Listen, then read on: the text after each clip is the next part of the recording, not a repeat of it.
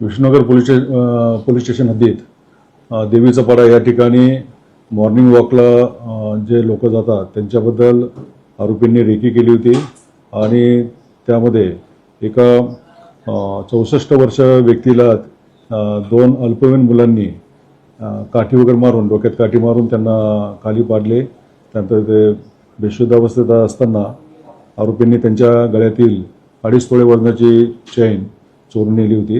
या प्रकरणामध्ये पोलिसांनी गुन्हा नोंद केला आणि एकूण 9 लोकांना ताब्यात घेतलेलं आहे. त्यापैकी 6 मुलं विधी संघर्षित बालकं आहेत.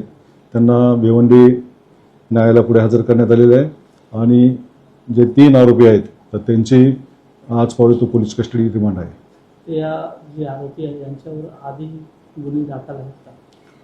विधी संघर्षित जे 2 मुलं आहेत त्यांच्याविरुद्ध एका विरुद्ध 3 गुन्हे आणि दुसऱ्या विरुद्ध 2 गुन्हे असे दाखल आहेत. ते एका खुनाच्या प्रकरणामध्ये सुद्धा त्यांना बाल न्यायालय मंडळापुढे सादर केलेलं होतं.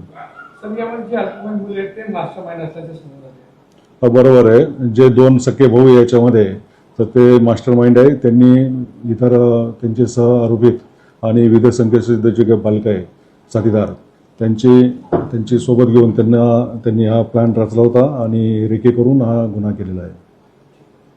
ताज्या व नवनवीन बातम्या पाहण्यासाठी आजच आमच्या मुंबई न्यूज 24 चॅनलला सबस्क्राईब करा.